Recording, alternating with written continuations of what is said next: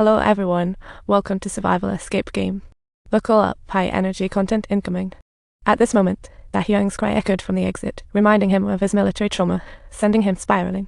Sayoma quickly climbed in to help, while the others rushed to hold down the coaster, only to find the water dispenser empty. Where's the last cup? It was Daming who drank it.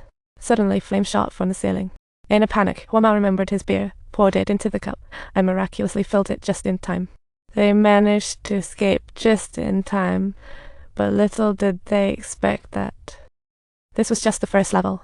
Reaching the second, they faced a frigid ice world. Walking was like in a huge freezer. Slammed to the ground by an invisible wall, it was, of course, another closed space. They heard the hunting horn. Panic ensued. Eyeglasses now reassured, no need to panic. That sound was just an effect, ice isn't cracking. Organizers wouldn't risk lives. Shout out to the designer. But the next second, they were perplexed when the door flung open, icy air rushed in, and they turned into popsicles. Just then, the door slammed shut. Trapped. Their only chance to survive was to drive away. And when I bought my car, I got it for a steal. Now I just log on to the car app, enter my city and model, and boom, I see the true market values. Plus, I can check out reviews from fellow car enthusiasts. Buying, selecting, or exploring cars is practical. Car shoppers, download now. Sayo found a lockdown door, no key. Daming found a puffy coat. They took turns wearing it. Big Beard found a fishing rod. There was a hole in the ice. Are we supposed to fish? Just then, Sayoma pulled the compass from her coat pocket. She checked the compass and pulled a big magnet out of a polar bear's mouth. A light bulb went off. She tied the magnet to the fishing line. Hooked something underwater. Pulled up a frozen key classic. But the ice was too hard to break. After several attempts, they remembered Hormal's lighter. He tossed it.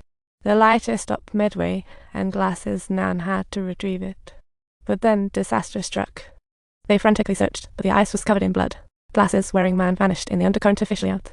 Realizing this was no ordinary escape room, but rather a life or death run, they were left with no choices. They had to melt the ice by hand, but when it did, they froze too. Dahyung dashed to the door, but surprised that the exit wasn't there. It was on the other side. They finally escaped, but before anyone could catch their breath. The next level started. The camera spun, revealing an upside-down room with the pool table hanging above. Big Beard noticed that the 8-ball was missing. Maybe this was the key to the game. Just as he thought hard, a floorboard crumbled away. Luckily, looking down, it was at least 20 stories high. If they didn't escape soon, they'd be falling like dominoes. Dahyung climbed up, spotting a safe, but it needed a 4-digit code.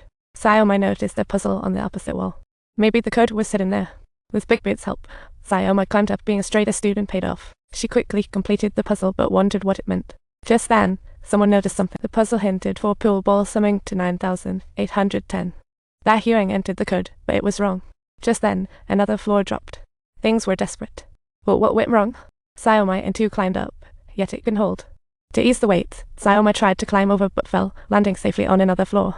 Watching the upside-down room, Sayoma quickly had a realization. Maybe the code was also Dahyung quickly entered 186, and sure enough, it was the 8-ball door handle inside. But turning back, she found the floor gone. She could only grab the pool table's edge to cross, or face doom. Halfway up, the black ball slipped rolling towards the abyss. Dahyung jumped down.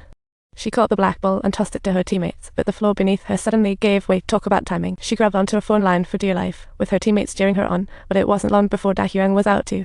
No time to grieve. They entered the next chamber, which turned out to be another hellish surprise. The game moved to the 4th level. Failure would lead to a gas death.